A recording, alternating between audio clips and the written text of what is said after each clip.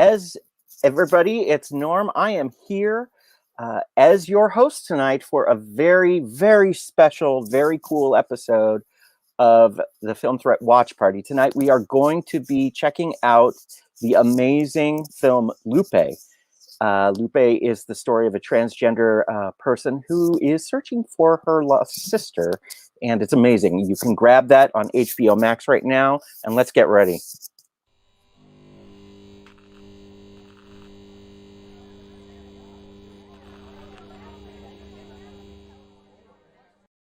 Okay, so as I said before, we are here to watch Lupe, and we are watching that through HBO Max. And like I said, it's an amazing film. And we have a lot of people here from the film to chat with us as we watch it. So let's go ahead and, oh, you know what? I have something to tell you. We have an award this ceremony coming up. Award this is the Independent Film Experience Award Experience, and we put it on. Film Threat puts it on, and why don't we roll the commercial right now? In a world where every award show is a fucking Zoom call, comes Award This. From your pals at Film Threat comes a celebration of true independent films. Join us on April 10th at a socially distanced drive-in. In fact, I'll be there as your announcer, wearing a hazmat suit and inside a giant Bacta tank. And prepare for a virtual award show unlike any other ever in the history of mankind. Or awards kind. Award This 2021. It's happening, whether you like it or not. Drive-in live event on Saturday, April 10th. Virtual award show on Sunday, April 18th. Get tickets now at awardthis.com. That's right. Film Threat is so cool that you can go to their award ceremony and you can be a part of the action and give props to all the people that have been nominated. Even if they don't win, that's the amazing thing. They're all going to be there. Okay, so check it out. Tonight, we are watching, like I said, Lupe at 5:15. And what we're going to be doing is a second screen type of event where we are going to bring the people on and hit play right over here on this other screen. So get everything queued up over here, okay? And keep us on your screen. And let's have some fun. First, what we're going to do is we're going to introduce you to the co-directors, Andre Phillips and Chuck or Charles Volo. So are we going to call you Chuck or Charles or what? I can't hear you. Oh my God, sorry everybody. What a rookie move. Chuck or Charles works, but you can go with Chuck. That's more casual. Cool, cool. Awesome. Listen, you guys, this film is probably one of the best LGBTQIA plus movies I've seen in a while. And I am so excited to be a part of this and to share it with everybody. It's a real honor to have you here. Thank you so much. We really appreciate you having us. Could be more. So, yeah, it's amazing. So, the film, how did the film come to be, if you don't mind me asking? Where did this all come from? Oh, wow. It's been a couple of years now, but this all started out as myself and Andre knew we wanted to collaborate on something. We had the opportunity to actually do a low budget feature. And so we began the exploration process, talking with different friends and, you know, what's the story we should tell? We had all these different ideas. We actually met one of the actors who's in the film, Celia Harrison, and we had some conversations with her about what she felt was maybe a lack of representation or positive representation in the transgender community. And so we said, hey, maybe we can try to fix that. Maybe we can do something fun, you know, scrappy, small little film. Let's see what we can do. And from there, it snowballed. We started meeting more people. We cast Raphael. We met all these producers and artists. And honestly, it was kind of a long journey involving 2 countries and multiple rounds. And here we are. Wow. You know what? Well, why don't we bring the rest of the team that's with us in on the discussion here? And maybe you can give us some intros. Sure. Hey, Raphael. Hi. Sure. Sorry, are we supposed to be? Yo. We're going Brady Bunch style here, so let's go. There's a bunch of us. Hey. Oh my God. Composer. This is the whole team. Carrie Michelle, amazing Yes. producer as well. Wonderful, wonderful. Oh my God, and there's another one. Yeah, Lucera's is here. Good to see you. Hey! Yes. Ceres is I know there's a lot of us. Thank you all for being here. just like the character. She plays the elusive The hidden sister. one. Exactly. So Chuck, why don't you give us, Chuck or Andre, why don't you give us a quick rundown on who's who? Sure. Here we have Raphael, our lead, our incredible lead, who carries the film and brought so much of themselves to the film in so many unique ways, and I'm sure we'll talk about that a lot tonight. Anthony Ambrosino, our producer here, who has saved our grits more than once in the post-production process, for probably the most polite way I can phrase it. We have Christine here, who plays Elsa, who is also carries so much of the film on her back and does an incredible job, and came down with us to the Dominican Republic and is just always been an amazing ally.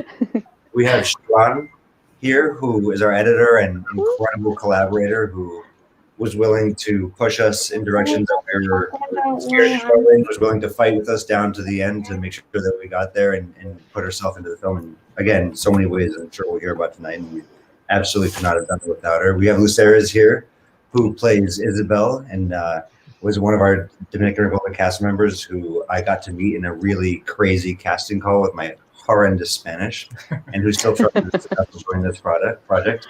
We have Carrie Michelle, who also came in here as a producer during the post-production process, and again saved our grits, and we'll definitely hear about in many ways there. And has just been truly an incredible ally to the film. And Christopher French here, an amazing composer, an incredibly talented dude, and who again I can't wait to talk to him about the score, because it's one of my favorite things in the film. So I hope I didn't do too terrible of a job there. Everyone takes it in some way at some point, if not more than once. Right. Wow. We owe everybody basically a part of our lives. Like we could divide it up. It's not worth much, but you could have it. You know. Yeah. Well, I could go on about how much I love the film, because it's just such a remarkable snapshot of somebody in transition and somebody in search of something. Raphael, how did you get attached to this project? Auditions. I went to an open call, and I think on my first audition, the guys immediately gave me a callback, and then I think I went to 2 more callbacks. I think it were like 3 auditions, if I'm not wrong, and then I got the part. I mean, to land this type of a role. Yes. So I mean, it's ridiculous, and it's a Well, wonderful job. Yeah, till this day, I haven't landed another one, so she's for hire. So again, I'm actually curious about the audition with the horrible Spanish. Do you mind filling us in on that one? Sure. Luceris, I would actually, I mean, if you're willing to share your experience during that casting call, please jump in at any point. But Claudia Acevedo was our casting agent down in the Dominican Republic, and she took us on and she set up a casting call along with our fixer and producer down in the DR, Ivan Mendez, who deserves 1,000 shout outs. Luceris came and she did an incredible job in the casting call. Her and Claudia and I both agreed, and as did Chuck, obviously. And I don't know, Luceris, how did you possibly put up with how did you even understand me? That was a horrible. Well, hi first, everyone. Hi, Luceris. I miss you.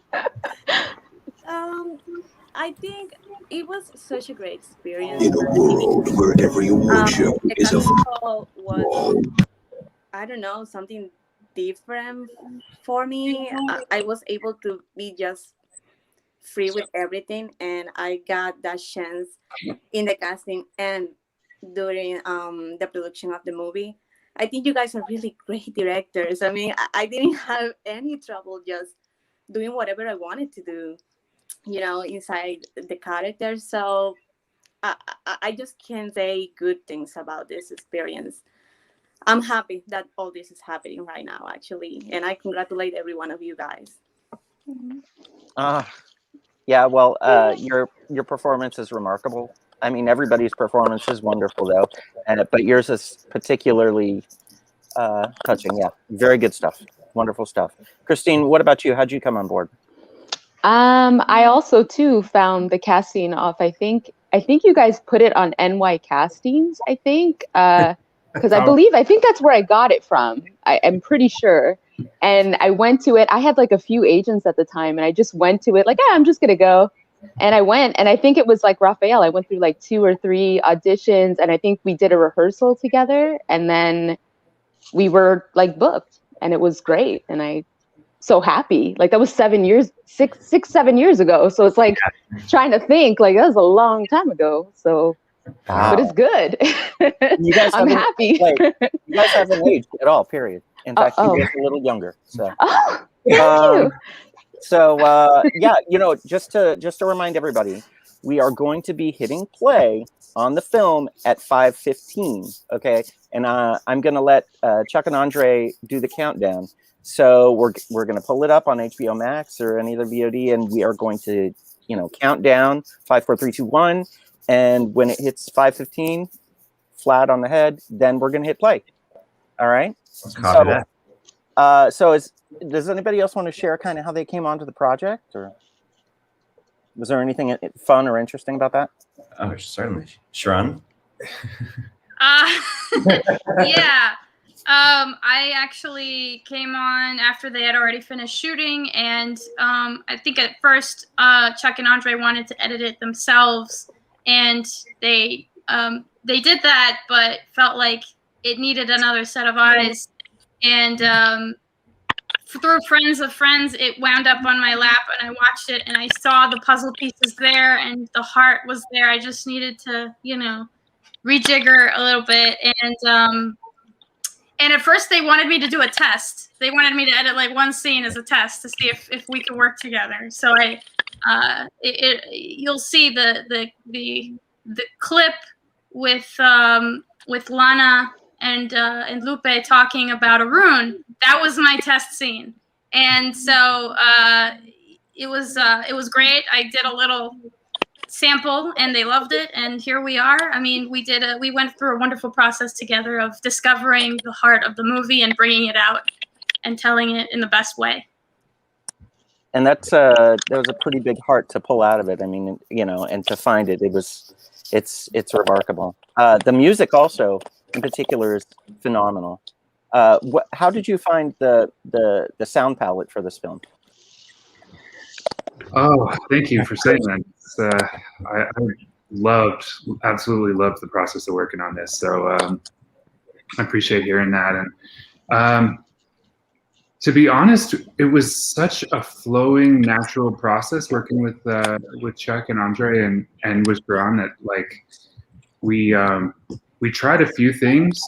I started with piano, with just working out some kind of very general ideas on how Lupe felt to me, and then we kind of went from there. We sort of had the idea to begin with that it should incorporate some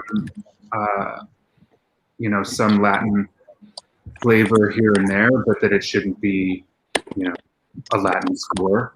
So it was interesting kind of finding cool ways to blend atmospheric stuff, more sort of general sound palettes, and a little touch of Raphael and Lupe's background. Coming from a Latin. Yeah, it's wonderful work all around. And before I forget to say anything, hi Gary. Hello.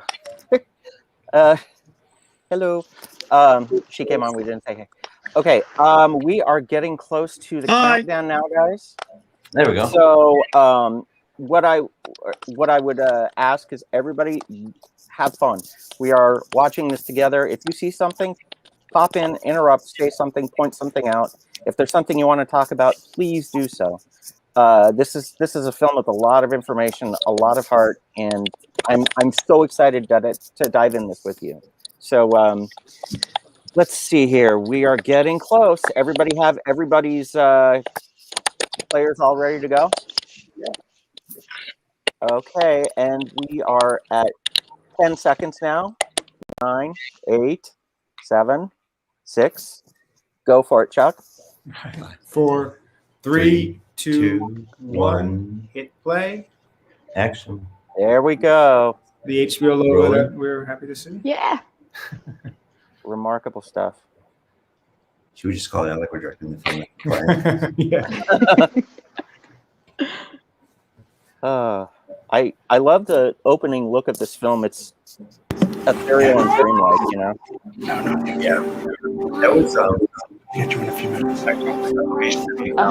Love it. trips to other locations. I mean, the Dominican Republic has so many incredible opportunities for just beautiful locations and incredible talent to work with. But you know, just even being able to stop off the side of the road for long enough to be able to pop off some of these just like unbelievably beautiful shots, and then pile back into the van and, you know, head back to the rest was just an amazing advantage for us at our size. Mm. You know, I'll say this. Sorry. No, please go ahead, please. No, I'll say this 1,000 times over. When we were, you know, what we did, getting to where we were at the point where we were going to go film this stuff, this footage, being able to go to the Dominican Republic and work with both the talent, the talent level was so high, but also the willingness to meet us where we were at and kind of really work with us. Just between, you know, Ivan Mendez, the homeowners here where we were filming, was really allowed us to do much more than I think we expected to do with our out there. So just Absolutely. Yeah, I can't just speak about how incredible that experience was. And actually, the opening VO, the opening voiceover that we hear Raphael was, we kind of devised it and came up with it in post-production to really find a good tie-in to the rest of the movie. Start out with talking about his name and, you know, follow through with that storyline later. Yeah. Now, yeah, this. Where specifically was this shot? In Dominican Republic? Are these scenes here? These apartment scenes are actually. This was in the Bronx. Oh, I'm sorry. Yeah, I'm lagging a bit. Sorry. Oh, I'm sorry. No, yeah, that previous stuff was all filmed in the Dominican Republic. Yep. Okay. And you filmed in New York then, in the Bronx? Yep. Dominican Republic and Bronx and New York are our two main locations. You know, we go from the Bronx to Queens here in the first couple seconds. And it was interesting too because we filmed backwards. We started with the stuff in New York with Raphael and then moved backwards and then tried to match it with stuff. So it was a bit of an interesting thing. We'd be out in a sugarcane field in a batey trying to figure out how exactly did that shot look in Harlem. We're trying to match that here and trying to connect the two. And then we handed all the pieces over to our post team, like Chris and Sharon and Carrie, and they, of course, put it together and made it work, which is pretty incredible. Yeah, it's the in particular, some of the scenes to me are remarkable in that there's a lot of body positivity. You shot the scenes not in a sexual way, but in kind of an observational way. And I found, how did you approach that? Yeah, sorry. Well, there's it. You know, I mean, I think first and foremost, we were, you know, really did not want to make anybody uncomfortable or do anything that anybody didn't want to do in the first place. I think I hope we were annoying on that point with everybody. You know, and you can say how you felt about it, but you know, we never wanted to shy away from where people would be naked or how nakedness might intersect with their day-to-day lives, depending on where they were and how they were interacting with others and what that might mean. So we never wanted to be exploitative, but we certainly never wanted to shy away at times when it was necessary for characters to be naked. I mean, you know, we never wanted to be lascivious or do anything, again, like I said, that was exploitative, but at the same time, we didn't want to run away from real moments when they occurred. I don't know if that's... Yeah, no, we definitely wanted to do something that had that indie quality, that rawness, that authenticity. We wanted to say that at every stage, if we're going to tackle a subject, we're going to tackle it as truthfully and honestly and raw and as best we could. And that was what we tried to do from the beginning. And hopefully it comes across. It's certainly, I mean, the starting point with that is just casting fearless and amazing talent. Yeah. Talent who isn't afraid to weep on camera, who isn't afraid to be emotionally vulnerable on camera, isn't afraid to even be physically naked on camera. Just all those elements that makes a performance. And that's what we had with that cast, with Raphael, with Celia, with Christine. With Sarah. They'll ask me like, Raph, we need you naked. I'm like, where? I'm ready. See, with me, it's a little different. I felt a little bit like nervous. Like I was nervous as an actress. I was really nervous. I remember that day that you were nervous. You were so nervous. Oh my God, I was so nervous. But they made me feel really comfortable. I remember you explaining it in a way that it's not going to be sexual. It's going to be sort of like a Greek goddess kind of look. And I was like, oh, like I can do that. I was like, yeah, that's good. Like, yeah, okay. And then I realized, you know, my role, it does call for nudity. Like in this type of film, it just does. Like it to you know, to have that raw and realness. I'm a prostitute. Like I need to be raw, real. Love it. Now, yeah. Comfortable. Now, how did HBO Max get involved? How did this amazing relationship come to be? I think a lot of that would come down to Anthony at this point, right? Right, Anthony and Shoreline, and I mean Anthony was the one who fielded the initial Festival reach out, right, the festival release with us, and then the reach out, as did Carrie in our sort of initial days, and it was through CineQuest that the initial reach out, I believe, from Shoreline came, and then through Shoreline came HBO. So I mean, and I actually don't even remember how they got in touch with you, because I had first shout out to Mike Rabel from CineQuest, who programmed Lupe and who's watching. Thank you, Michael. Appreciate you. Believing in indie film. Amazing. But so I had spoken with Shoreline about a previous film and had that relationship, and they reached out to me during CineQuest. And then once we were figuring out what we were doing, I connected with the guys, and you know, it was you know, it's a conversation you want to have with yourself as filmmakers about what you want to do, as far as, do you want a larger company? Do you want a smaller company that might offer more money? Do you want this, you want that? And from the get-go, these guys knew they wanted to put this movie in the best position to be seen. Sort of money be damned in a certain way. Shoreline came through on a lot of fronts. HBO is a dream for any filmmaker to get your film to premiere on. And they, you know, kudos to Shoreline for making that deal happen and getting Lupe in a place where it's not just, you know, dropped on, you know, the internet and YouTube. You know, they saw what the intention was of the film, and they saw what you know, powerful film it is. Yeah, and also you had a wonderful start by going to CineQuest. Yes, CineQuest is without question one of my favorite film festivals, because they show so many good things, you know. Now we're getting a few really good questions, and let's see if we can. Ryan is actually asking what the toughest scene in the film was. What was the toughest scene to film? So, Raphael, why don't you start us off? I just respond. I'll respond here.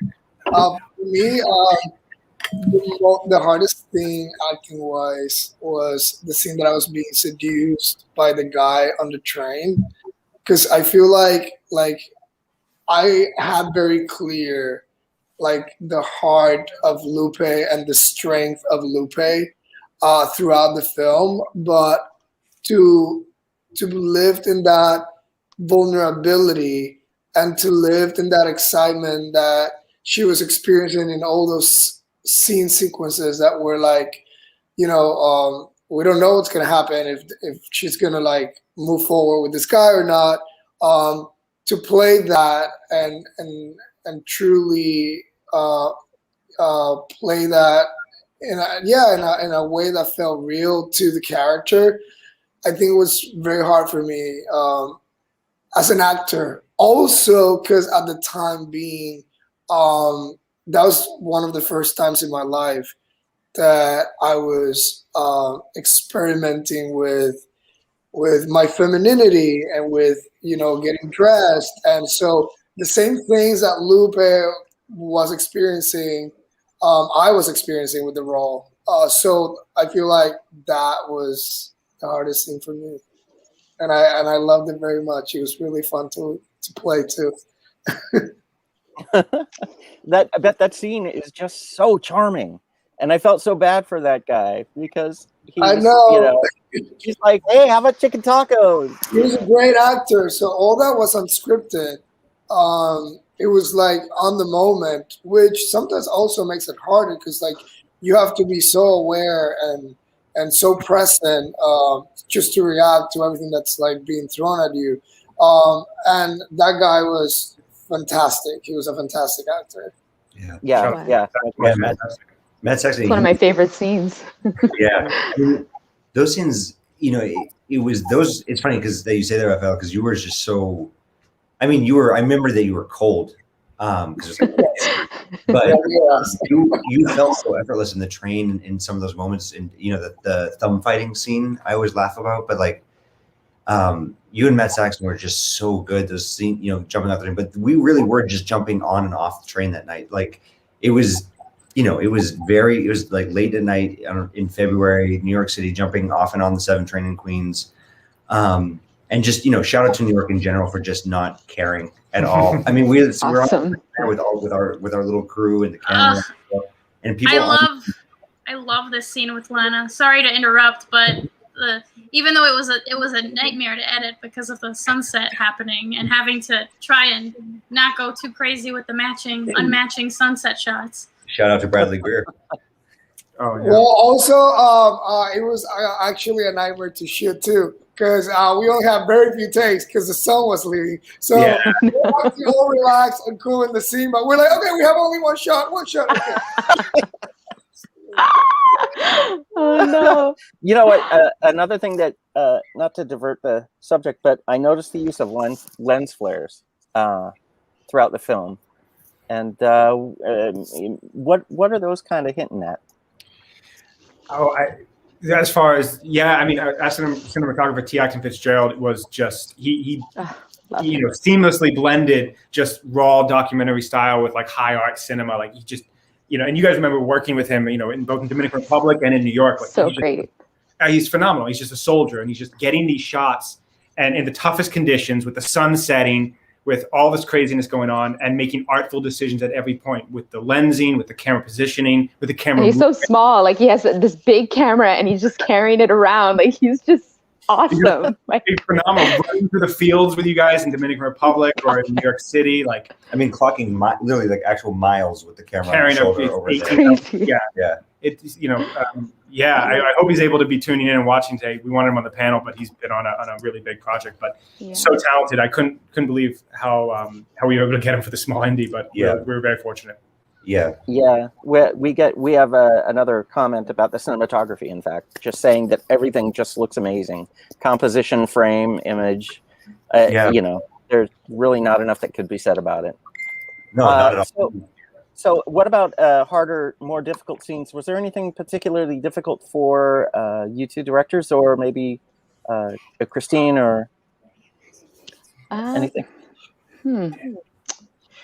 Well, I mean, what was really interesting and challenging was trying to match tones with such a small budget, trying to match tones in New York, and a couple years later in Dominican Republic. But Christine, that was one thing that you did seamlessly, where you actually ended up playing a more kind of, a more hardened version of yourself in Dominican Republic in an interesting way. And you kind of worked with the character, and it was phenomenal how you did that. It's so weird. Even I look at it now, sometimes I'm like, was that good? What am I doing? Like, I don't, like, sometimes it's just weird looking back because I'm supposed to play younger, and I think I did it, but I think I was also kind of angry or kind of upset about the life I was living, and a little darker. And I think it kind of works. Actually, I think it really works, but it was hard to go back in time, I guess, because we shot that, 3 years later from when we first started, I think, or 4 years later. I don't remember even. And you actually played a more hardened, almost bitter, like desperate to get out character. And by the time in you and Luceris, you're actually like seducing her away, like, let's run away from this. By the time you get Raphael in New York, you've almost softened a bit, and you've almost become a little kinder with age, and now you're actually almost a little bit more maternal and a little bit sweeter. Those moments you shared with Raphael just were so beautiful. But you through reverse engineered this character arc. It was phenomenal. Props to young Raphael too here. He's, my God, he's incredible. He's so good. Yeah, he was. How did he get involved there? So Pedro came to the same casting call that Luceris came to. Luceris, were you there? Did you guys read across from each other that day? And I didn't see him in the casting because I think it was a different day for the kids. But when I met him, I can say he was just so excited about it, and he was having a blast doing the film. And everybody was so careful all the time, so he doesn't have to, things he doesn't have to be in the time. So and this year that's coming up is one of my favorite scenes of the movie. Really? Yeah. This scene that I find It's our Elsa. first scene that we shot, right? This is the first scene I shot with Very you. first scene that This we is your shot first together. scene?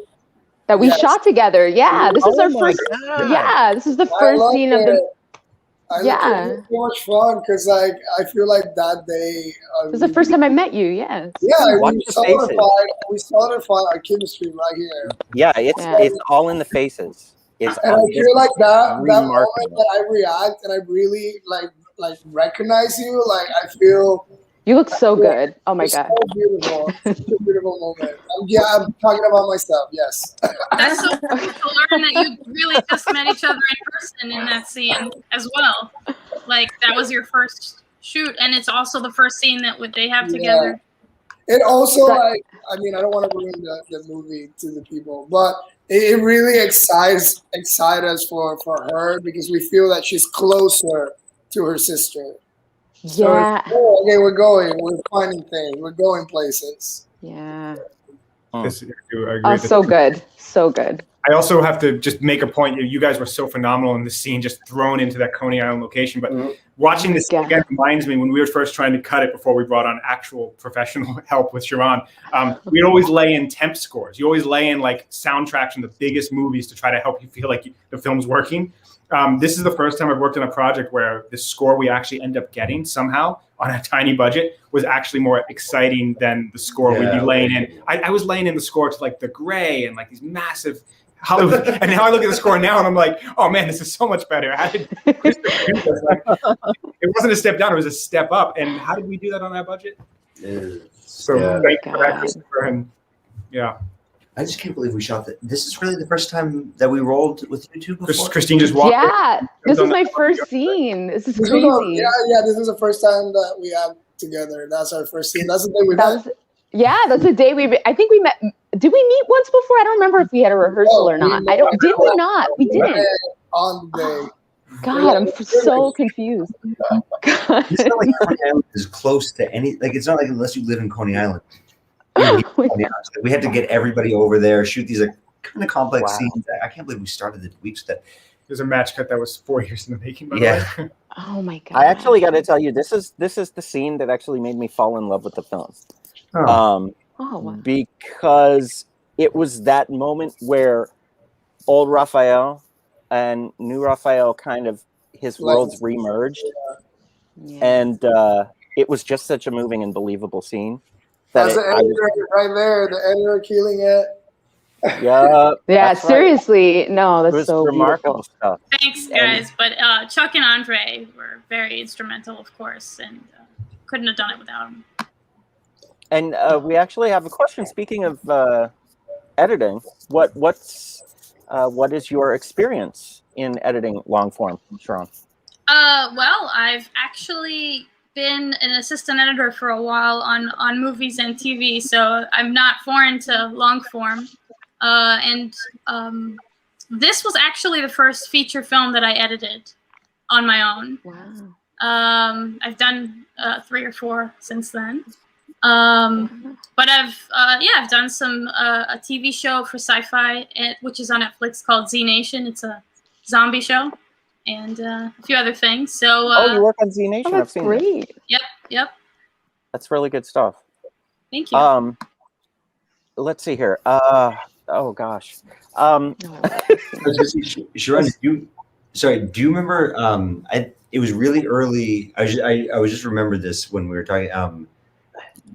Chuck, and I had an early phone call where we talked about the film, and this was after you finally. I think this is finally when you had all the footage. It all arrived in whatever crazy format we sent it to you, and I was just finishing a gig, and I was in Chelsea, and I was walking north up Manhattan to catch my train, and we ended up on the phone. I think for like an hour and a half. You, Chuck, and I ended up walking like 80 blocks straight, which like, and I just remember thinking like, oh. Like this is going to be the person that's going to cut the film. Not that we didn't think that by the time we were having that phone call, but it was like the things that you were bringing up. I think in that particular phone call was like, oh, this is really where things like start going. You know what I mean? This is where like the branches start happening, and we go from where we are now to like something totally new. I remember getting off that phone call and being like really excited. You know, like I remember that being really fun. That's awesome. I'm so excited because there's nothing better for me than to edit something that I'm passionate about, that fires me up, that excites me, that I can see it jump off the screen, you know? And, you know, because it's so unscripted, there was a lot of exploration to do to find that pacing and rhythm, but the heart was always there. And, you know, this is the kind of content I want to be doing, you know? So maybe with a bigger budget next time, but this is, you know, this is it. You know, Well, they if can I can only just go up from here. Yeah, if I can, no way we go down. if I can just keep doing like impactful content like this, I'll be happy. Oh, yeah. That's right. Most definitely. I think that Right. you know, all of us kind of feel that way. I love the painting of the nails. It's hilarious. It's so funny. And any of these scenes between the two of them are great. So I've seen the movie a couple times, and every single time that I see the movie with Latino members or like Spanish speaking people, they always laugh so hard with the scene because they feel really seen. No color, I'm Latina. Like it's like it always lands. It really, really lands. That's so I funny. remember the footage of trying to force young Raphael to just say Isabel over and over and over again and scream it. He was starting to get frustrated. It cracks me up in that one scene also with young Raphael when he's like, por favor, like that, like asking the guy for a ride. It's like so funny. That guy was a fixture. That's Ivan, yeah. Yes. Without Ivan, none of what we did in the DR could have possibly been possible. And Ivan you would think he was the mayor of everywhere. He knows everybody. Honestly, Oh my God. One of the coolest people I've ever met in my entire life. He's awesome. Ivan, you know, we did some location scouting with him and stuff like that. And he took us out to a couple of small villages out in those sugarcane fields. And I remember the first time we did it was Chuck. And he just dropped us off in the middle of the village because he's a photographer. He's an incredible photographer. He said he just put us off on the side of the motorcycle and said, "All right, go do what you're gonna do." And then so Chuck and I had to go around and try and explain why we were in this town all of a sudden. And he's off taking pictures and ingratiating himself with the town, which on the back end ended up being really what I think saved our grits. Like, but he, I gotta stop saying that. But he, but you know, people's homes and being like, you know, Bandia, like, you know, and terrible, and it was a massacre, but at the same time, it really paid off. He was honestly, I mean, so instrumental. Great fixture. Yeah. Just incredible. Is that the equivalent, Andre, of like tossing someone into a pool to teach them to swim? Just drop you off in a town. That's what you did.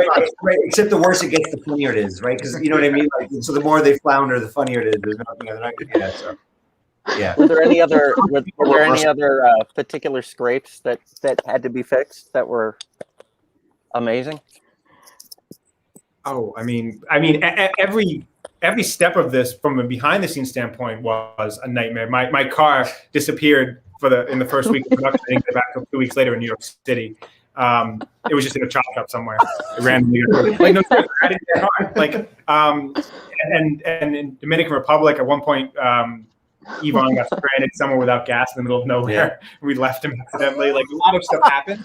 But at one point, an armed guard with shotguns rode up on motorcycles and was like, "What are you doing here?" We were like, Wasn't that in the sugarcane field? That happened. I remember. Yeah, they were like in military garb and with guns, and they were really not happy. Like, but it all just kept translating. The cast and crew just kept bringing it every moment. It was filming beautiful stuff, whether it was freezing cold in New York City or blazing hot in Dominican Republic. It was wonderful. Everyone just never stopped. There was actually, I don't know if you remember this. There was, while we were filming your scene where Pedro first, in the opening where he first sees you working with a client, someone was bringing a bunch of cows through town, and they the gate. And so Chuck and I would, you know, as co-directors, had these times where we would switch depending on who was available or depending on what was going on, who was on the scene. Oh my God. Or fill in the AD role or fill in the oh my God, that explains all the moves and the sound and the production sound and, and the cowbells. Yeah, so we were rolling a scene, a pretty sensitive scene. It was, you know, it was a nude scene, and someone had left this gate open to the main street where someone was bringing a bunch of cows through, and these cows that came pouring through the gate, and I was available to try and I don't know what. And so I ran at the cows like yelling with my hands all like this. I don't know if you saw any of the but I was running to the cows, and the guy who owned the place just grabbed me and threw me aside and was just like, "Dude, just get out of here, stop it!" But like, there's stuff that happened behind the scenes that literally like I don't think anybody knows about because it was just so like, just like that doesn't happen often on set. So, like, that guy saved my life, honestly. Yeah. That was very scary. Tom never saw it because he was sunk into like 2 inches of mud and he was in the canyon. Oh my god! I like the previous scene that we just saw with Christine and Raph, where she says, "You haven't gotten rid of your accent," and she says he likes it. And then me too. I love that. Yeah. That Beautiful delivery. Oh, Great thank you, Sharon. Thank you. Actually, D-Lot Love that. 5 is pointing out that 7 people die a year from cows. So I don't know how verifiable that is. We have to Snopes that, but you know, I'm just saying you could have been ground beef.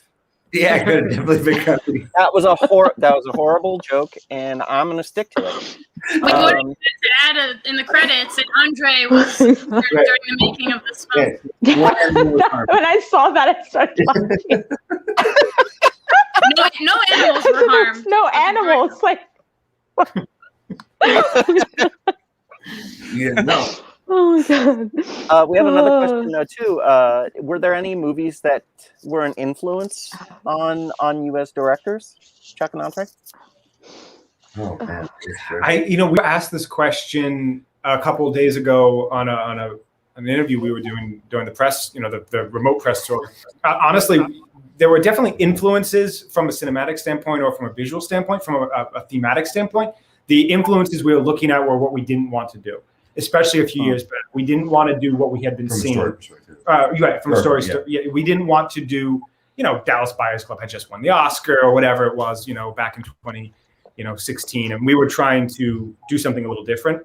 But there wasn't one particular inspiration. I think it was a few things. Yeah, but and that pulled from a lot of different things. I mean, you and I both. We wanted to do that indie French New Wave style. Yeah, that every new first-time director wants to do. Can afford. No, I mean, I think you and I both bring both of you're definitely more well-watched than I am, but a different set of things that we trend towards. But I don't know. I mean, I wouldn't say any one film was particularly the most influential in how we made the film, but we definitely pulled, I think, a lot from disparate sources, especially on film, on other films that were on the lower end of budget scale. And just we knew we wanted to make a film. I mean, Anthony, you described it the other day as it's a lived-in film. I think that's a good description. We wanted to do a film where we were actually there. Like this scene we're watching here, Raphael's training. That's actually in the Bronx. Like Bronx it's a beautiful place. It's not the easiest to film in some ways, logistically getting there, parking, but we wanted it to be authentic. Filming in Dominican Republic. A lot of people said, "Hey, go film in Florida. It's easier for you as a Boston filmmaker." No, we wanted to at least get to the islands and be in the Caribbean. We wanted to be as authentic as we could. So that was the main driver going in, to be as authentic and real. It's its own thing. I think even within the creation of this movie, after they wrote the script and they shot, they didn't even I asked, should I read the script? They didn't, because it was so improv heavy. They were like, just don't even read the script, watch the footage, because the footage took off in whole. So they didn't even, not only did they not necessarily reference specific films, they didn't even then reference the script after we were done shooting. Wow. Wow. I mean, I think the thing is the script was always intended to. It had this we knew where we wanted to ultimately end up sort of thematically and character-wise in a lot of ways, but I think, as so much of the film is discovery for the characters, also discovery for us in learning about experiences that weren't necessarily our own that other folks were sharing with us and bolstering our work with. So by the time that we had everything, all the scenes with Celia, with Raphael, there was so much there from a content perspective and from a human perspective that. Right, like what would the script? You know what I mean? If we had written it, it would have been nonsense, and versus what we had here. So those words were a much better guide than our initial script stuff was. Again, going towards a general direction, but finding out details in between here and there that were much more interesting. Yeah, I have to interrupt. I just want to say, smoking this many cigarettes was bad for me. Like, you guys, I smoked so much. I think one day I smoked like 10 cigarettes. I don't know, when we were out in the street. Oh my God, at my lungs. Like, it was just, I'm not a smoker, guys, but like that was hard. Like, I don't know for you, Raphael, but it was hard. It was like, like not to like cough a lung or something. Like, it's, yeah. I'm okay now though. We asked a lot of you guys. And that reminds me though, because Christine, you weren't there because when we premiered, you were, I think the same week you gave birth to your first child, we were actually at the festival. Wow. But I remember we premiered at this festival and it was a full house, crowded house at CineQuest, fantastic festival. And the first question we got was, why is there so much smoking in the movie? And Raphael gave us like amazing answer. Because it was like such a troll question. And we were like on the stage, we're like, wait, the first question is, why is there smoking in the movie? And then Raphael I'm always saving your ass. Really? Questions come. I'm always saving you. Oh my God. What did Raphael, what did you say? What did you say? Yeah. Oh God, I killed it. I know you did. Well, because here's the thing. Like, he wasn't not only mentioning why there's so much smoke. He also tried to come for me, and you don't come for me. What did he say? I'm so curious. I have no idea. He says why there's so much smoke in this movie when the main character clearly is uncomfortable smoking and it doesn't come natural to him. And I was like, and I grabbed the mic. Clearly, first of all, there is a second of silence. Like, Andrew and Charles look at each other like, what are we gonna say? Oh my God. And I'm like, okay, I know the answer to this question because I thought about this because I did my work. Yeah. You don't remember me. So I grabbed the microphone and I was like, I am so glad that you noticed that it didn't came natural to smoke to the character because that was an acting choice, and I'm glad that it read. Yes. And I was like, and the reason why Lupe utilize smoking and utilize the cigarettes and utilize the alcohol and utilize the drinks, whenever like the cigarette and the alcohol and all these things come on screen, it's a moment that she wants to get closer to the other. So it comes from that place of like wanting to get that intimacy, and that cigarette and that drink is that like is that thing that allows that to happen. Similar reason why in the gay community the drugs are such a big problem. Because whenever you have all this shame and whenever you have all these things that you haven't like figured out and you're not comfortable in your skin, you need that enabler. You need that thing that makes you connect with the other. So instead of drugs, for Lupe is that cigarette. Is that let me get close to you. And like that doesn't mean that's something that she does on her own. Because when you see Lupe on her own, she never is smoking. Like so again, I noticed that on the script. And I was like, oh, this is why she smokes, and this is why she does this. But this doesn't come natural to her. And I got a standing ovation for the answer. Look at her. Wow. That's remarkable.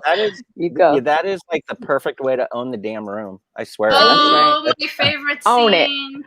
One of my favorite scenes, but the transformation scene. Yes. And all the action that's happening behind the door that we just hear, but we don't see. Is this the music in this scene? This is like a flamenco guitar. Christopher, it was your friend basically did this? Like amazing. Remind me about. No, we did a fair amount of flamenco throughout the film, but this was one that I think Sharon had originally laced this scene up with this classic flamenco piece, and we just could not find. I don't know if you remember, but we tried some different stuff, and we were just like, man, it just needs this piece. And the one that Sharon had used, of course, was like an insane amount of money that they wanted to use that piece. And you guys found somebody who had done a similar version of it, and it actually like organically, weirdly worked perfectly with the flow of the scene, right? Oh, interesting. That's so funny. I had recalled that you had brought someone in to do the guitar on this, but well, we did. I mean, this is the only piece. This is the only piece of music in the movie, I think, that isn't me and my guitars. I think it's probably a different section that yeah. Oh yeah, because we had so much stuff, and as every piece fell away, we couldn't afford it. Christopher was just like, "I'll write for that. I'll write for the trailer. I'll write for the teaser." Oh, yeah. Build it. And we had hoped end credits music that Sharon had found, and we weren't able to afford that. And then you were like, "I'll write end credits music," and it was phenomenal. And I think Chris for the rescue, yeah, for sure. You filled in every single second of the film from beginning to end, and it's beautiful. Why music is so expensive, like to get rights to music for even indie films? It's tough, but in the end, there was one song that didn't want it, not because of couldn't use it, not because of the cost, but because of there was prostitution in the movie, so they were against that. Wow. They wouldn't, even depending on its depiction, they just didn't carte blanche, and that was their decision. That's fine, but we're all the better for it because we have an original CM French score, which no one can ever take away from us. So. I mean, to be we talk about our budgets. I mean, Sam, talking about like being on the lower end of budget things, having a film with a completely to have an indie film of this scale to organic, be completely scored all the way through is like, it's kind of a dream come true. To have that, I mean, it's really special. This scene went through so many versions just to get because this is the first time that she's out to Elsa. Wow. It's a huge moment. So this went through so many versions. That purple light is so beautiful. I remember also shooting this scene. We shot it. I feel it's one of the scenes we shot the most. Yeah. And I remember being very annoying. I was like, another take, sure. You shot it, like, but then believe me, like, I wish I even had more. This was like barely enough. I believe you. No, like, I'm so glad that Andre and Charles didn't give up, because like it's such a specific intimacy and it's such a specific moment that they really want to make sure that we both landed it acting wise. And you know what? All that footage now, it's like, it's good. All that footage worked out because I broke that scene into 2 different scenes. So this scene then happens again later. Yeah, I remember. Yeah, so good. All the takes were worthwhile. Woo! Yeah, but I remember that we did that a long time. Remember, Christine? Yeah, I remember. Believe me, we spent a lot of time in that apartment, man. Oh my God. Oh my God. You know, I have a particular question about the lighting. Obviously, the lighting in the scene.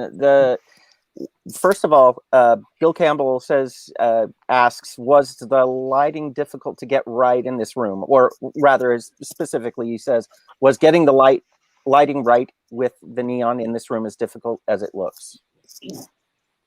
Well, I can say, again, speaking about T.I. Fitzgerald and his cinematography, he did a lot of tests beforehand. He knew that we'd written this location to have a central motivating light, which is a neon light. So he did a lot of tests filming neon lights, see how they'd react with the sensor. I believe that location ended up actually being a challenge, but as usual, he killed it. He just found a way to make it work.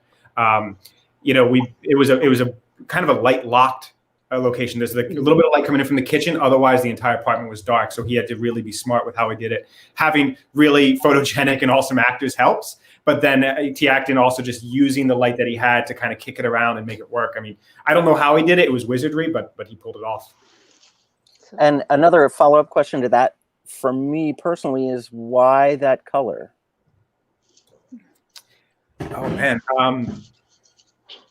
That's a great question. We are actually experimenting with a few different colors. I actually don't recall why we settled on the purple. I think we had been messing with purple and white. Andre, why did we go with the purple light? Purple, orange, and white. The purple light was, I don't want to say it was because it was the most affordable, but it was, I mean, the color ultimately became super representative. I think we chose, there was the white, I think that was also a choice with Tom, with us, or with T-Actin. No doubt, I'm sure. And that came from this crazy little that taco truck scene Raph mentioned earlier.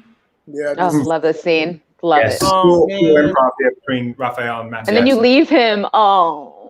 He's so cute, and he's just like, I just So want to cute. help. Oh my god! I saw the movie with like my best friend for the premiere. Like my best friend turns to me and he's like, "He would have done you so good." I'm like, "Yep." He would have. You guys It's would have true. played thumb wrestling all night.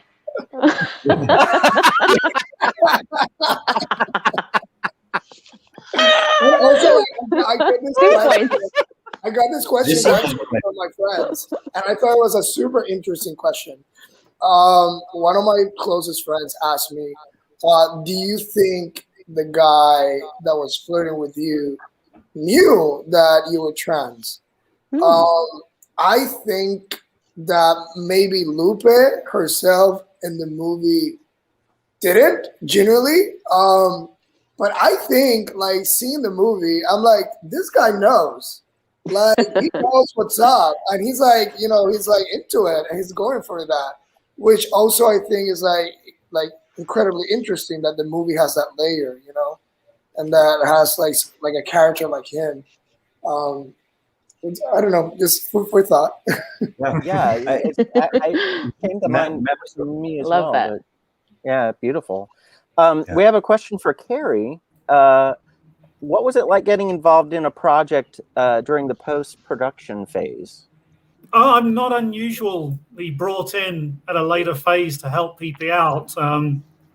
This isn't my first film, and I generally come in when people are entering post, just because they need a ton of favors done, not just anything else, but they turn up with this little broken bird in their hands and go, please, can you fix its wing? So it's not unusual for me, but Sharan was the one that brought me in just initially to give some notes. And I was so moved by what they were putting together and everything that I just wished to be involved more. So it's Sharan's fault.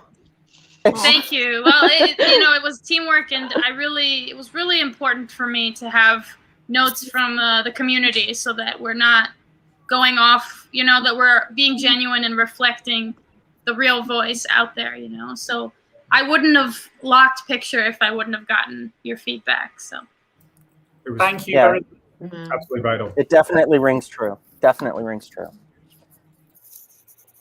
Let's see here. Again, I guess we're circling back on the soundtrack here. Brian Margaka is asking what the process in creating the soundtrack was like. The process of creating the soundtrack? First, I just want to say before we pass it, this is one of my favorite scenes in the film. Oh, super organic. Yeah. Just this moment, there's so much truth, and it's so intimate and personal. I'll second this scene always brought, especially toward the end here. Yeah, just always. one of my favorite shots in the whole film. Yeah. Oh, so good. Most of this scene was unscripted. Like we have like a scripted version of it, but Christine and I just went on and took it and like made it our own. So it really was. I mean, most of our scenes like that happened in most of our scenes, but it was so beautiful to truly play with her in that way. Because with Christine was the opposite. Most of the scenes with Christine, we were very by the book. Like we were. Yeah, most of them were. We follow what Andre and Shag originally wrote. It's great. We did, yeah. Like there was something of connecting to that truth, So, yeah. to that experience of being trans for her. That there was a lot of unscripted and improvisation on set, and that scene in particular was one of them. It's beautiful. I love this. This is a great scene. This is awesome. This is a great You can scene. fight, man. You're tough, this Raphael. was probably one of the most fun scenes to edit, for sure. It was so much fun. Also, Christopher those guys. Christopher, those guys. For the first time, I was like, "Yo, this is Mission Impossible, yo." Those actors were so good too. These guys, man, they're so good. Everything. it made it feel like a legit action film. This was actually one of the. I mean, it's good to circle back to the score. We originally, when we first started discussing sound palettes and score for the whole movie, Andre and Chuck were like, okay, but we just got to let you know there's a fight scene. And I'm like, okay, that's awesome. I'm excited to see, first of all, see this fight scene. And I love creating like dynamic, active music that can kind of roll with a good edit and lock together in kind of a visceral way anyway. So this is great. I'm excited. And so, but this was, of course, it's always a challenge to like create something within an existing sound palette that can take the energy to that place without feeling forced or, like it comes out of nowhere. So it was fun. And working with Sean especially, I mean, the edit was so tight that it was just like, oh, we really worked, I think, well together to like come up with something that felt really naturally rhythmic, where the beats and the hits and the cuts line up in a really nice, natural way. I wanted more. Yeah, it was fun. I mean, It was an interesting thing to come up with the score for the film in general, because there were all of these different dynamic layers. There's this extremely intimate, personal layer. There's an action element. There's kind of an environmental element with it partially being Cuba. And so finding a middle ground that can kind of bring all those elements together without feeling disjointed or sort of hodgepodgey or whatever was definitely a fun challenge. But honestly, like this is the first time I meet you. I meet Christopher. Yeah, it's great to meet you, by the way. Man, amazing working. Like my So mom, nice. like my mom, she barely sees movies. Like she doesn't understand movies. Of course. She didn't understand this one. But she saw the movie and she said to me, the music was so nice. Oh, that's amazing. Oh, thank you so much.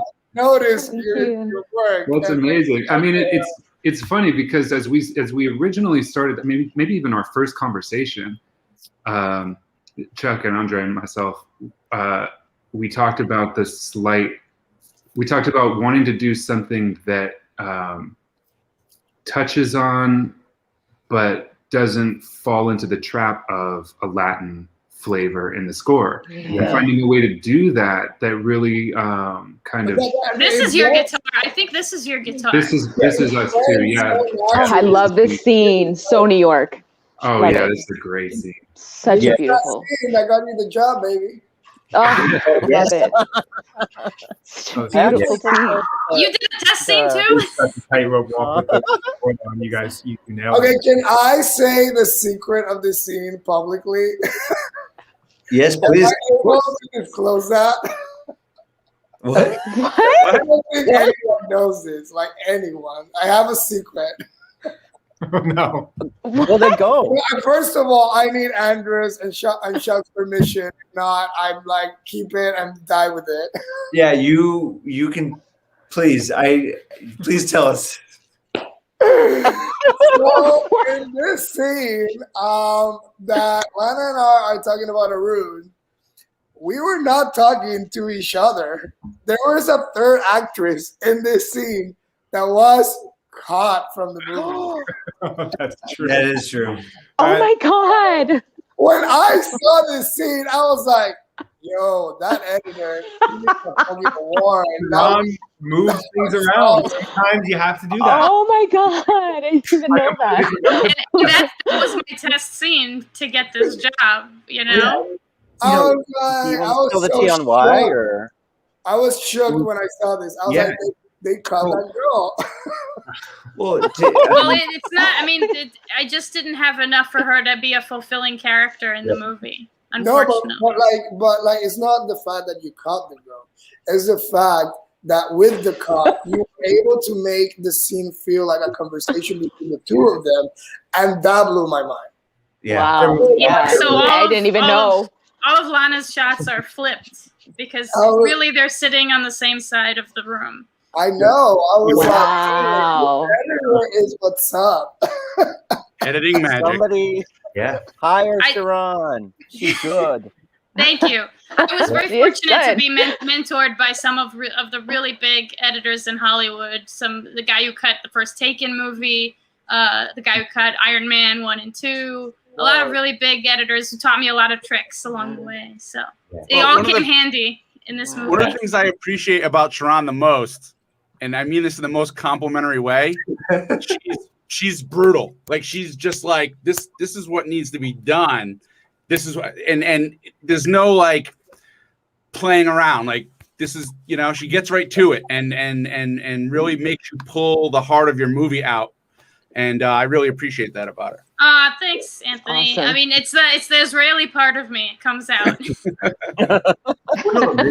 I mean, there's, you know, everybody talks about, everybody's got their favorite version of the line, but like a film is reborn in the edit room, rewritten in the edit room, yada, yada, yada. But there is a real thing there where a film really comes into what it's going to be in the edit room more than anything else, more than any, you know, I mean, all the pieces are there, but you know, if Raphael had given, you know, his incredible performance, but it had been cut poorly, it wouldn't have mattered. If that beautiful score had been laid down, if Luceria's incredible moments had been recorded but not cut well, they would have fallen flat. And instead, what we had with Sharon was someone who took all of those moments and underlined and put them to where they needed to be in this way that, like, you know, brings them, you know, all to this level that ends up on HBO, right? So I mean, having an editor who is brutal, who is not going to sort of just let you get away with stuff for the sake of your feelings, but is also going to work with you and say that when we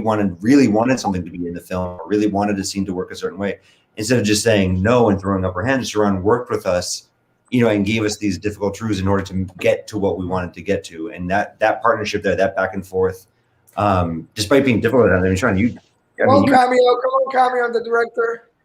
Oh no! Yeah, I mean, Andre, by the way, I had no idea you were in the scene. By the way, I didn't know that. I looked at it. I said, "That's Andre on the bag. Like that's him." I had to rewind. Like, wait a minute. The editor is so good. You're so good. The editor is ultimately, I feel like I need to be the guardian of the film. It doesn't matter who thinks what. It's whatever's the best for the movie.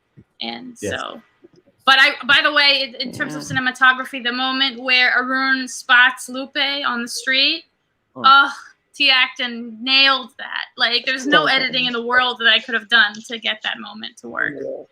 Well, and a good actor, a good editor, shouldn't care like about how so much something cost, whose mom was in the scene, any of that stuff. A good editor will come in and be like, doesn't matter, I don't care how much does it, no, it doesn't matter. Most expensive scene I remember matter. the nail polish scene. They're like, oh, Raph he had a cold that day, and I'm like, I don't know, what are you talking about? He's great. You know. I did. I was really sick. I remember. Yeah, there was like 2 days.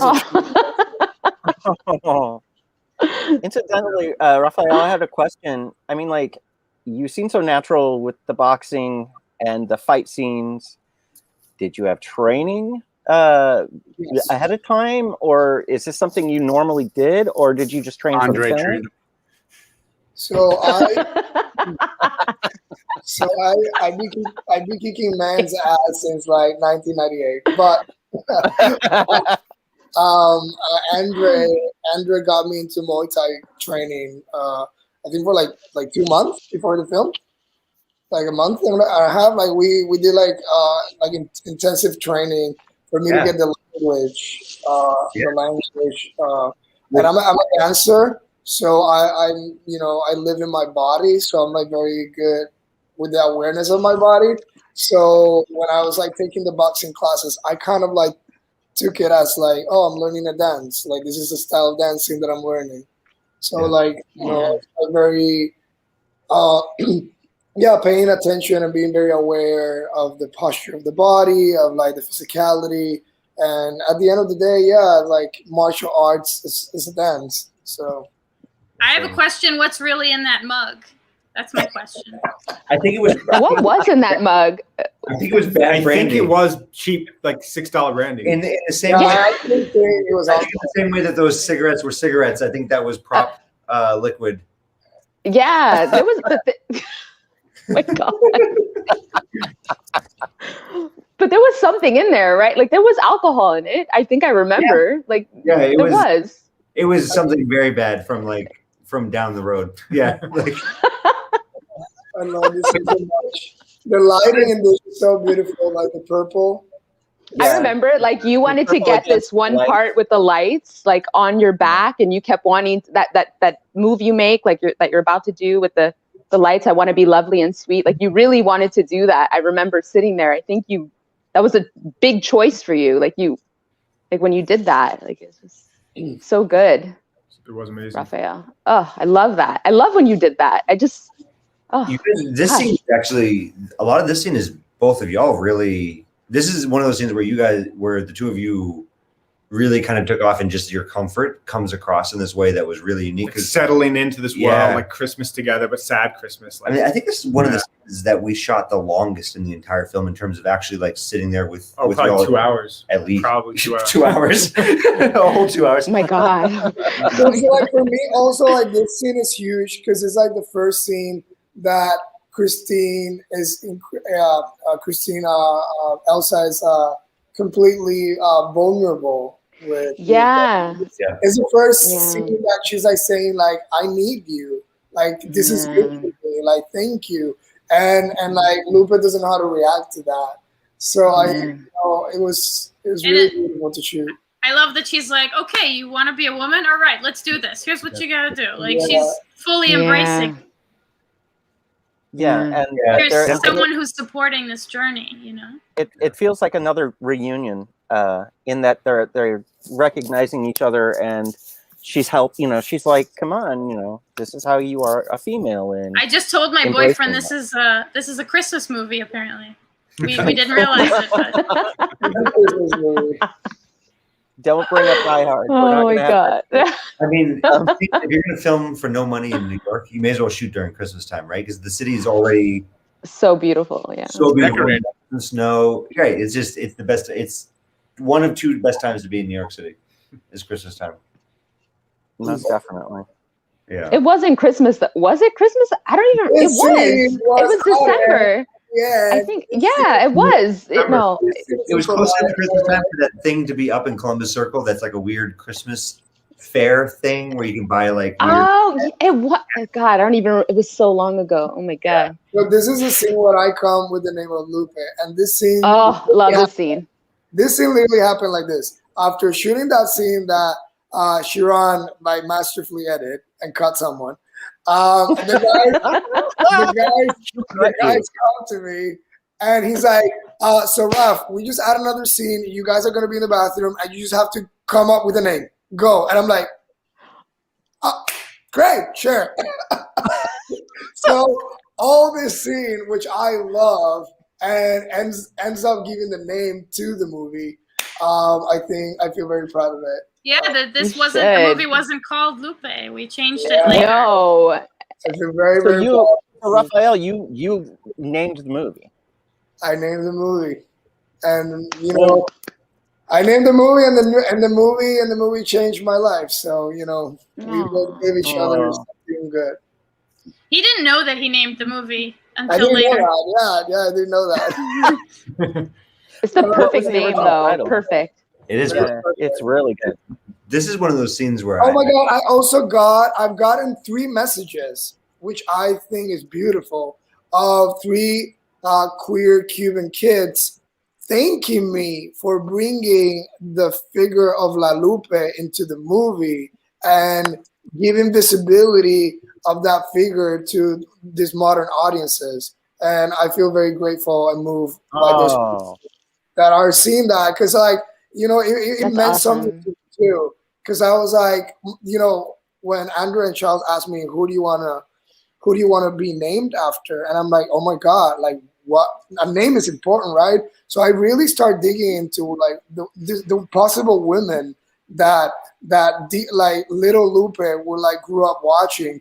And La Lupe was like, it was like Celia Cruz. La Lupe was like this huge, strong, like breaking barriers, women figure that was everywhere around Cuba, and that Cubans had so much pride for. So I feel very, very happy that that accident improvised scene happened, and it ended up being so beautiful and tender, and gave so much to the movie. And in certain ways, like I couldn't imagine it happen any other way, you know? Yeah. What was the original title of the film? The original title comes from No, we're not going to disclose that. Private. That's private. It's private. You're asking me if I like my ex better. Like, no. Let me just say one thing though. Hearing that story from Raphael's amazing, because those organic kind of responses have been the most exciting part of this. Yeah. And actually, genuinely speaking, it was Carrie who did the majority of the festival run for us and kind of went out there and represented the film. The stories that she would describe coming back from going to, River Run or Durango and going there in person and speaking with people, the stories that she would, come back with about the actual organic kind of natural response to the film, like Raphael just talked about with people responding to Lupe, that was kind of the most exciting part of this process in a lot of ways. I don't know if Carrie's still on or she's having connectivity issues, but like it was phenomenal just hearing how people genuinely just reacted to seeing the film. That's kind of the fun part of this. Yeah. I got to say how strange it is to not be hearing much from Carrie, because she's really spearheaded every interview we've done and has been the best ambassador for this film we could have asked for. We only went to one festival. She did the entire festival run for the record. Like this was like a 9 festival run. Like Carrie did all the festivals. But it was a sheer pleasure, and just having people coming up and doing the Q&As and everything was just awesome. I'm sorry, I'm a little distracted here. I had another gig come in. No, you're fine. You're totally fine. Yeah. But can you talk about some of your work on the film? So my work on the film? Yeah, I did it.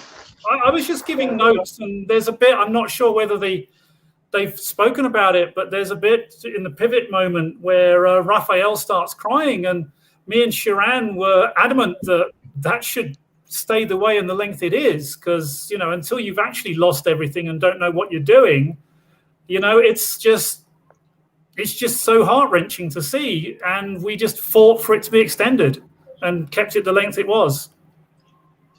And she was very helpful with the finishing process of the film and the pitch deck and the deliverables and all that stuff. So, but also the voice, the notes, the feedback to see if we're still in check with the authenticity we're going for. The more, sort of my yardstick was, if I didn't get a choke in my neck and have to pause it and cry a bit, it wasn't worth continuing to watch. So, but it is. It's a very, very, very, very honest sort of portrayal of the situation, because I was going through transitioning at the same time. So it just so beautiful. And she definitely rocked it at the festivals. When it's CineQuest, everybody was her buddy by the end of that festival. Like she's been hired by these festivals after. Oh, yeah. After River Run, I think you got Lupe into 2 other festivals straight after that, and then invited to another one. And the request would always come in. They'd be like, "Yeah, we want Lupe, but can you carry?" Like I was, we'd be like, "We'll try to." Yeah, we just not. You're right. Like we'll take the film, but we need Carrie, and getting was instrumental, and it might have also been very instrumental in getting HBO's ear. We don't know ultimately what ticked them off about the film existed, but it might have been one of those festivals. Like we'll never know. Yeah. River Run was particularly interesting because it was in North Carolina, and being a trans person flying in through Charlotte was an experience, I can tell you. So I did shut the security line down for 20 minutes, which is a beautiful story to have over wine. I shut the whole air. We should probably talk about the new promotion we're doing, where it's a special VIP package. When you purchase Lupe, Carrie will come to your house and sit and watch the movie with you. I'm a bit of a mixologist as well, so there you go. Oh, really? Cocktail of choice. One of many talents. And a lot of these festivals are asking her back, like for next year to judge and stuff. It's I'll take an old fashioned, Carrie. So I'll go get the ingredients too. Sure, I do a mean jalapeno martini, by the way. Please, That's yes, the martini I would absolutely. like. I adore this moment with Lana and Raph, and that tear that comes down breaks my heart. And these scenes are some of the earliest scenes in the film. And when we were filming this, Celia was staying with myself and my partner, and my wife, and in our tiny little apartment in Queens. And she came to, not only were we filming the scenes, but she's living with, she's staying with us in this like tiny studio apartment that ended up being this, crew house, workstation, dailies dump, the whole thing. And then, showing up the next day and giving some of these scenes, it always kind of blows me away how everybody, Raphael and Helena, everybody held it together so well. And I remember just being so exhausted and stressed out and like terrified the entire time. And they just look so breezy and cool and give these incredible performances. I just can't get over how, that's why they're from the camera, they're behind the camera. Yeah, exactly. Yeah, right. Just I'm like sweating and they look amazing. Yeah, exactly. Yeah, I really hope that Celia, wherever she is, that she watches this movie and likes the end result. Yeah. So that's my hope. Yes. I have another editing question for you, Sharon. Wow, it's kind of crazy. Nobody asks editing questions. Are you a fan of the overcutting approach, remove until you've taken out too much, then insert until it's just right? I don't think it's an approach per se. I'm actually more of a removing the least possible, trying to hold. A lot of editing is about when not to cut, actually. So I try to let things, take as long as they need to take. I don't know if I could call it an approach. There's various tweakings. It's a case-by-case basis. Like, you sometimes have to add, sometimes you have to take away. It's just part of the job. Generally, I like to work my way down.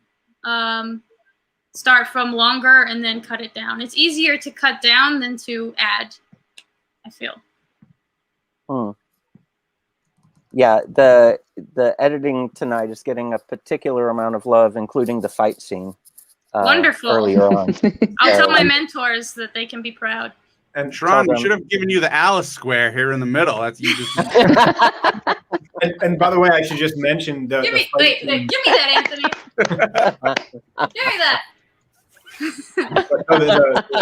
The guys who did the fight team, and Michael Chin was this incredible choreographer. We actually originally reached out to him. He was like kind of this legend, and we just reached out to him and said, "Hey, can you recommend someone to do like a fight scene for a tiny indie film?" And he was like, "You know what? I got some guys. We'll do it." And he brought on everyone who did it, the amazing team. And that's one of the coolest things you can do as a director, is like work on a fight scene. Watching those guys, they take hits, they hit the ground. It's so natural. Choreography was fantastic. This scene, Andre and Chuck dropped from their edit because of the sound of the traffic that was like burying all the sound here. And they were like, "Oh, this is unusable." And I'm like, anybody that wants to make a film that may be watching this for whatever, just don't ever film above 678 on a fire escape. But I was like, no, this is the most important scene of the movie. Yeah. We're going to ADR it. We're going to re-record it. It's fine. Yeah. We need it. And shout out to Sam Casas for incredible ADR work across. Yes. Sam did a fantastic job. Yeah. And I told him, seriously, Sam is amazing. Yeah. Your work is we really need you to come through for this scene. Definitely. And he did. Yeah, it's just a devastating scene. And I don't see how the film could have done without it, to be honest. That's a good point. Definitely could not. Actually, this is where I heard the cows in the background, I believe. It was the laundry Look scene. out, it's like, what are these cows, these moos? I keep having to edit around. Oh my god. Oh my god. Yeah. We're laughing, and poor Lupe is figuring it out. Oh, no. Yeah, figure it out. and Isabel's deciding to abandon her brother. Yeah, brother. that. Yeah. Oh my god. Were there any particular, aside from a stampede, were there any particularly interesting stories from the set or moments of energy that really fed into the project? I mean, in either location all the time. I mean, what was there was like, I mean, just finding places constantly that allowed us to work within them.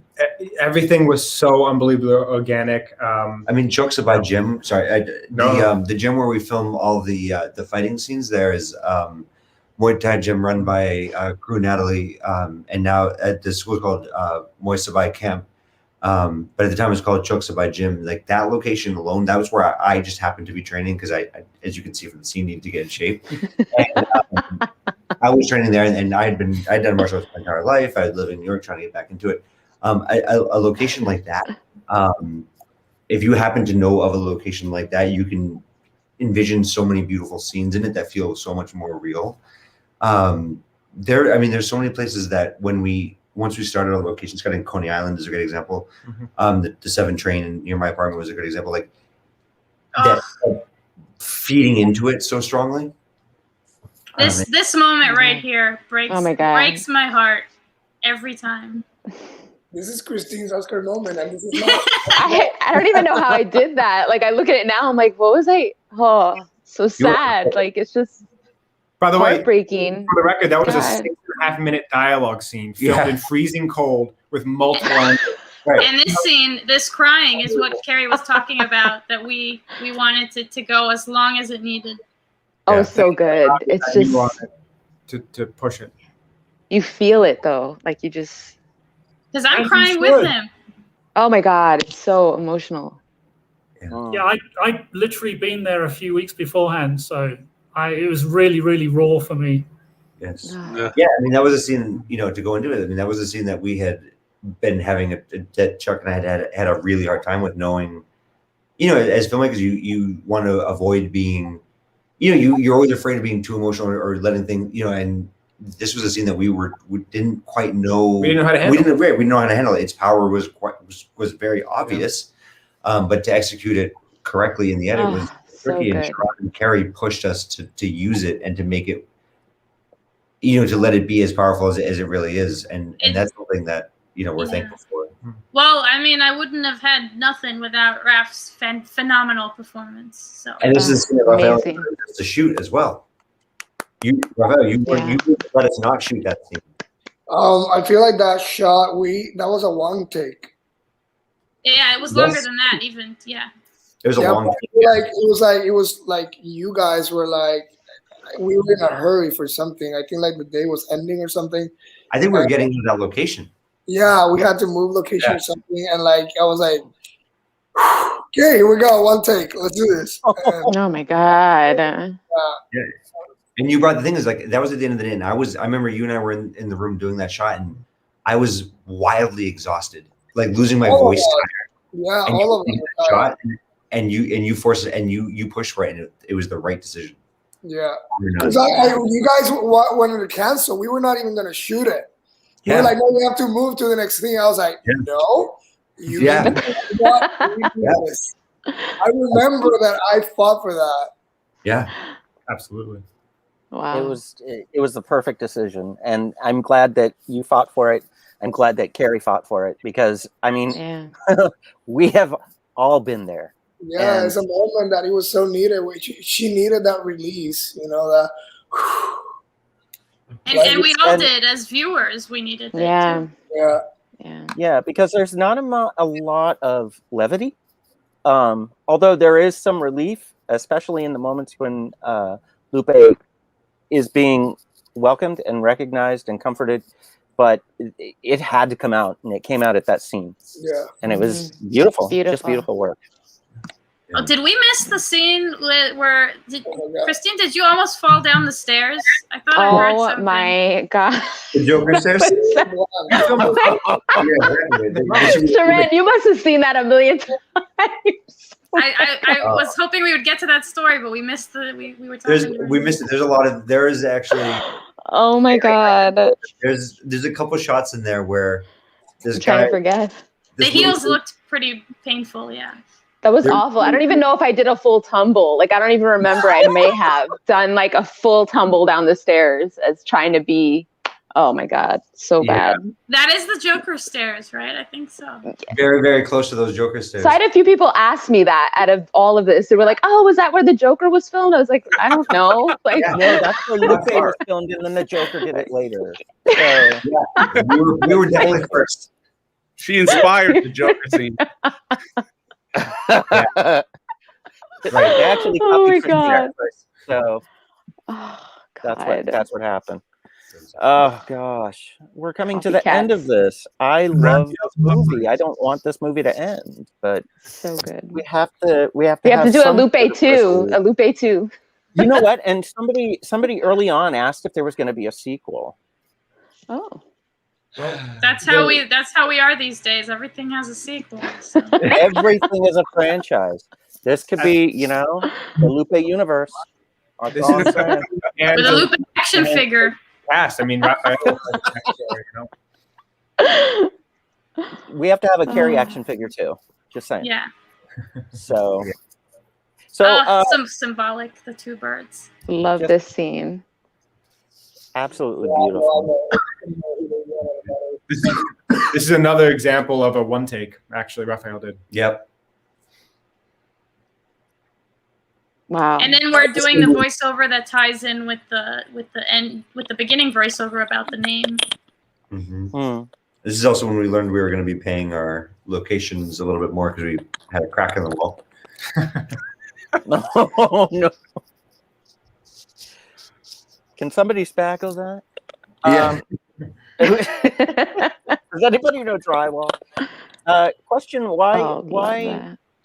As far as the look goes, why is Lupe without a wig now? And explain the. Oh, I love that. Yeah, of sort of the way. Way that Lupe is presenting here. Yeah, Raphael. I mean, if you're there and you want to explain to it, I think this is a point in the film in which the character has, I don't want to say achieved any sort of equilibrium or balance or sort of understanding or permanence in their state, but this is where Lupe is starting to become herself in a way that is different than where she had been in the entire film. So I mean, there was a lot of consideration that went into this scene as to why she might be presenting differently, but this is much closer to who Lupe is and finds herself to be. I would say. There was a little bit of foreshadowing earlier in the film when she was trying on wigs and not feeling comfortable with them and saying, I might be a short-haired girl. And and I think it's generally coming to terms with being comfortable with who she is. There was also talk about she was like, maybe I'll stop fighting, I'll stop training, I don't like my muscular body. And Lana was like, why would you stop doing something you love? And so it's coming to full terms with, this is who I am, this is what I look like, and screw everybody, this is what I'm comfortable as, so I'm just gonna be me. There's a question from Daydream Boy. Where is it? Let me see. Yeah, asking if Raphael had any choices in the clothing or the dress. And here's Raphael. Hey, there he is. Hey, there we go. Raphael, did you have any choices when it came to dressing? How'd you guys choose wardrobe? I mean, we had some choices. We also had choices based off what we could get our hands on and what my partner at the time would let me steal from her. Wife now. Well, yeah, and oh man, the credits are rolling for me. But I got to say this, and I've said it a million times, but this is a lovely film, a lovely representation, and a testament to everybody's sincerity and work on it. There's a tremendous amount of heart, and it's very representative. I'm very happy to be watching this. Now, were there any particular moments?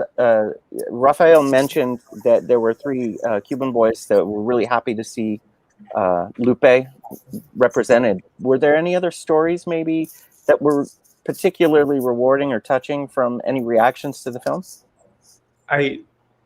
I want to let others speak, but I know for a fact Carrie has like a dozen. Some of the best ones. The ones, Yeah. the ones that we want to put at the top of the marquee, and others have many as well. Hi, yeah, sorry, I'm just hopping back. I've got an editor on the other line. Shut up, dog. So reactions would be multitasking. Now that I'm a woman, I can do that.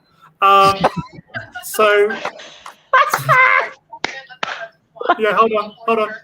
So anyway, some of the reactions we got from people were at CineQuest.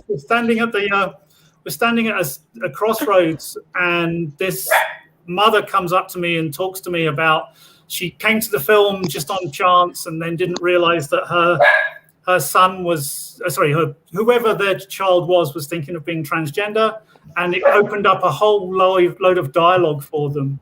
And also I was at another festival, and actually we're at a party, and someone came up to me and said, I really need to talk to you about your movie. And then she said, wow, please, this is the first time I've seen sex workers actually shown in a light where we're empowered, we're the ones making the choices. And to have these different levels of conversations going on around the film is absolutely fantastic. It really is. That really is brilliant. I love that. Yeah, fully agree. Go ahead. Sorry? Hello? Sorry, can you hear me? Yeah. Oh, I'm sorry. I was hearing some sort of a feedback. I'm sorry. Yeah, I love that everybody was portrayed and not exploited. Everything was done with tremendous respect. So yeah, listen, this was an absolute pleasure to host you guys. And I really hope to be able to see you guys again. One other question, if and this came up earlier, if you guys could do something again together, what type of film would you be making? A comedy. A comedy. There we go. Whoa, boy, Raphael, you might not have as much confidence in us as if in that. Once again, we won't try to write it. We'll leave it to you. Yeah, exactly. Then we'll pass it off. Save us. Can we throw a little action scenes in there? Just to, oh my God, yes, definitely. Like, comedy, action, fight, Mission Impossible, adventure. Wow. Okay, well, get to writing, Raphael. Christopher can do the score to anything.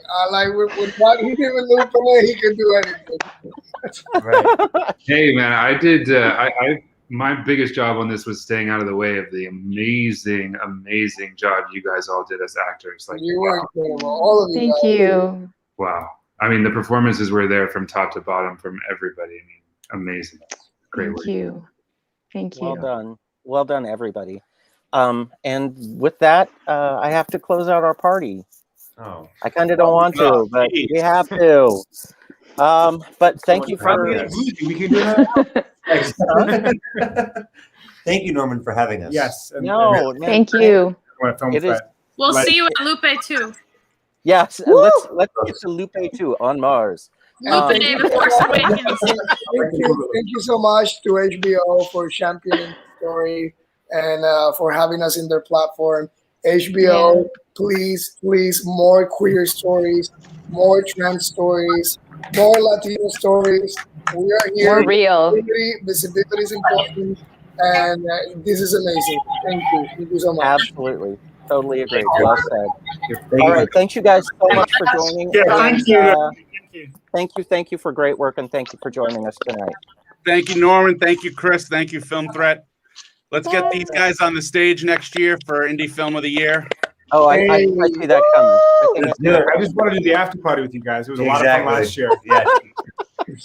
Yes, I want to go back to back. We won it last year. I want to win it again this year. There we go. Woo! Okay.